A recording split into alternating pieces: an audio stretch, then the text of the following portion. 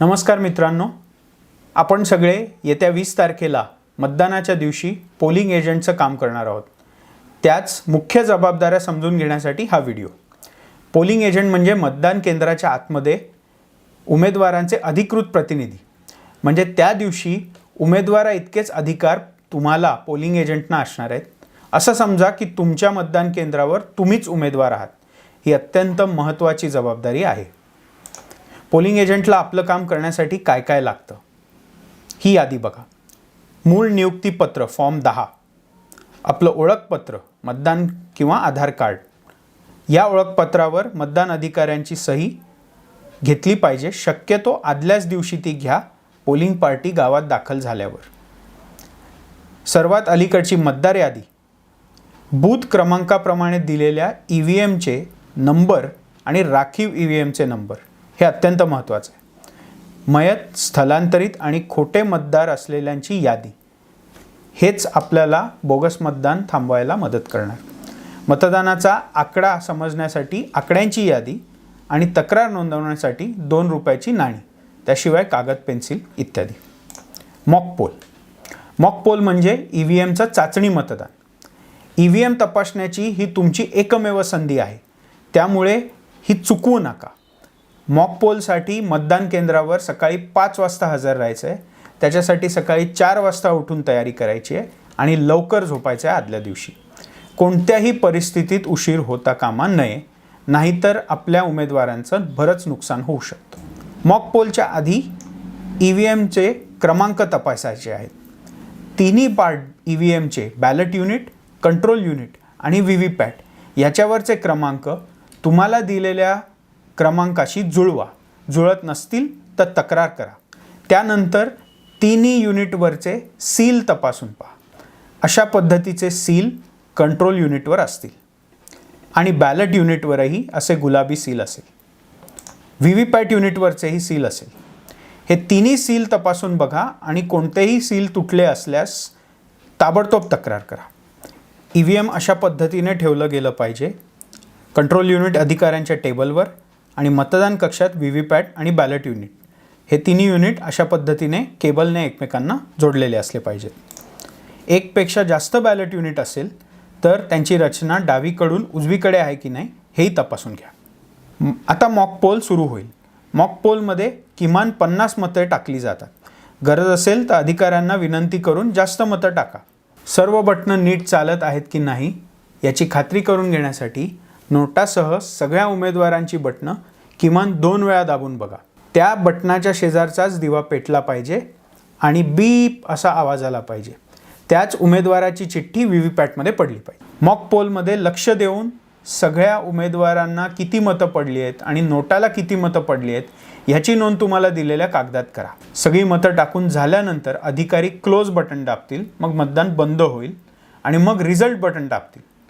प्रत्येक उमेदवाराला किती मतं मिळाली आहेत हे आता तुम्हाला CU कंट्रोल युनिटच्या स्क्रीनवर दिसेल.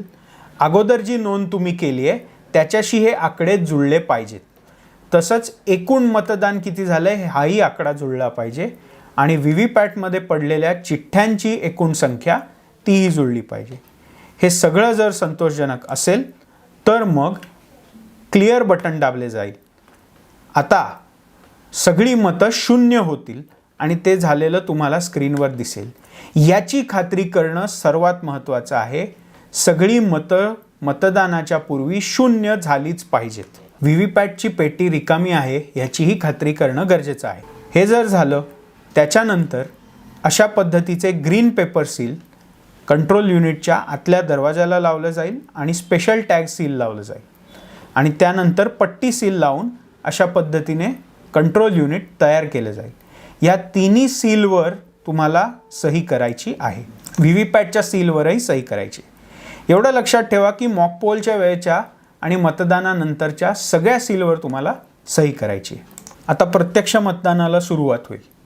ह्या वेळेला पोलिंग एजंटने मतदारांवर बारीक लक्ष ठेवायचं आहे. त्यांचा चेहरा मतदार यादीशी जुळवून बघा. त्यांचं नाव आणि अनुक्रमांक तुमच्याकडे दिलेल्या मयत, स्थलांतरित, खोट्या मतदारांशी जुळवून बघा. कोणताही मतदार संशयास्पद असेल तर ताबडतोब मी या मतदाराला चॅलेंज करतो असं सर्वांसमोर मोठ्याने बोला आणि त्याच्यावर आक्षेप घ्या. 2 रुपयाची फी आकारली जाईल आणि मग त्या मतदाराची पडताळणी होईल. कोणताही संशयास्पद मतदार सोडू नका. त्यानंतर मतदान किती झालंय हे मोजण्यासाठी तुमच्याकडे जो आकड्यांचा कागद दिलाय त्याच्यावर अशा पद्धतीने खुणा करत जा आणि दर 2 ते 3 तासांनी पीठासीन अधिकाऱ्याशी तुमचा आकडा जुळवा. एकूण मतदान किती झालंय हे दर 2-3 तासांनी आपल्याला पक्षाला कळवायचं आहे. त्यासाठी दुसरा पोलिंग एजंट म्हणजे रिलीव्हर आतमध्ये येईल आणि पहिला पोलिंग एजंट बाहेर जाईल आणि तो पक्षाला कळवेल. रिलीव्हर आल्याशिवाय कुठल्याही परिस्थितीत मतदान केंद्राच्या बाहेर जायचं नाही. मतदान सुरू झाल्यावर कोणताही गैरप्रकार आढळल्यास त्याच्यावर आक्षेप घ्या.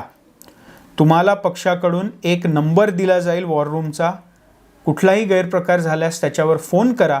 योग्य ती कायदेशीर प्रक्रिया केली जाईल. मतदानाच्या वेळेला मशीन बंद पडलं तर काय करायचं? त्यासाठी राखीव मशीन असतात आणि जेवढा वेळ त्याच्यात जातो तो नंतर वाढवला जातो. नवीन मशीन बसवलं तर पुन्हा मॉकपोल झालं पाहिजे, ह्याची काळजी घ्या. सगळ्या मतदारांचं मतदान करून झाल्यानंतर मतदान संपेल. कंट्रोल युनिटवरील क्लोज बटन दाबून मतदान अधिकारी मतदान थांबवतील. त्यानंतर फॉर्म 17C भरला जाईल. हे निवडणुकीतलं सर्वात महत्त्वाचं कागदपत्र आहे. फॉर्म 17C तुमच्या केंद्राच्या कंट्रोल युनिट, बॅलेट युनिट, व्हीव्हीपॅटचे क्रमांक असतील आणि एकूण किती मतदान झालं आहे याचा आकडा असेल.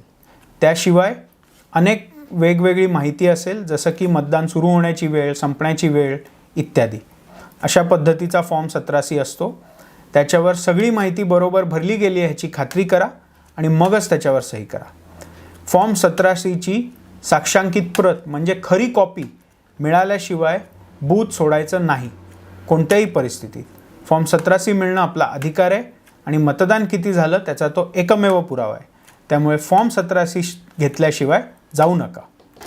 फॉर्म 17C मिळाल्यानंतर EVM त्यांच्या बॉक्समध्ये टाकून ते डबे सील केले जातील. त्या सीलवरही आपल्याला सही करायची आहे. EVMचे डबे ज्या गाडीमध्ये सुरक्षा केंद्र म्हणजे स्ट्रॉंग रूमला नेले जातात त्या गाडीचा पाठलाग करणं हा तुमचा म्हणजे पोलिंग एजंटचा अधिकार आहे. त्याचा पाठलाग करून स्ट्रॉंग रूमपर्यंत तुम्हाला जायचं आहे आणि स्ट्रॉंग रूममध्ये ते मशीन दाखल झाल्यानंतरच तुमचं काम संपतं. शेवटी पोलिंग एजंटच्या सर्व जबाबदाऱ्यांवर पुन्हा एकदा नजर टाकूया. पहिली, सकाळी 5 वाजता मतदान केंद्रावर पोचणे आणि मॉक पोलमध्ये सहभागी होणे. EVM त्याच्यावरचे सील नीट तपासणे. दुसरी, मतदान सुरू झाल्यानंतर सर्व मतदारांवर लक्ष ठेवणे आणि संशयास्पद मतदारांवर आक्षेप घेणे आणि बोगस मतदार अशा प्रकारे पकडणे. तिसरी, मतदानाच्या आकड्यावर लक्ष ठेवणे आणि दर 2-3 तासांनी ती पक्षाला कळवणे. चौथी, मतदानाच्या शेवटी फॉर्म 17C सर्व माहिती नीट भरली आहे ना ह्याची खात्री करणे आणि फॉर्म 17Cची खरी प्रत, सही केलेली प्रत घेणे. पाचवी, EVMचे डबे व्यवस्थित सील केले आहेत की नाही तपासणे आणि स्ट्रॉंग रूमपर्यंत त्या डबांचा, त्यांना घेऊन जाणाऱ्या वाहनाचा पाठलाग करणे आणि स्ट्रॉंग रूममध्ये दाखल झाल्यानंतरच रजा घेणे. चौथी, मतदानाच्या शेवटी फॉर्म 17C मतदानाच्या एकूण आकड्यासह सर्व माहिती व्यवस्थित भरली आहे याची खात्री करणे आणि फॉर्म 17Cची खरी कॉपी मिळवणे. पाचवी, EVMला घेऊन जाणाऱ्या वाहनांचा पाठलाग करणे आणि स्ट्रॉंग रूममध्ये EVM सुरक्षितपणे दाखल होत आहे याची खात्री करणे. तर अशा प्रकारे सकाळच्या मॉकपोलपासून ते मतदानाच्या शेवटी फॉर्म 17C घेण्यापासून EVM स्ट्रॉंग रूममध्ये जाण्यापर्यंत दोन्ही पोलिंग एजंट्सने आपलं काम इमाने इतबारे आणि काटेकोरपणे केलं तर आपण ही निवडणूक जिंकू शकतो. कोणताही गैरप्रकार घडण्यापासून आपण वाचवू शकतो आणि जनतेने ज्या पद्धतीने मतदान केलं आहे ते मतदानच काउंटिंगच्या दिवशी, मोजणीच्या दिवशी दिसेल याची खात्री आपण करू शकतो आणि नक्की विजय आपला असेल. धन्यवाद.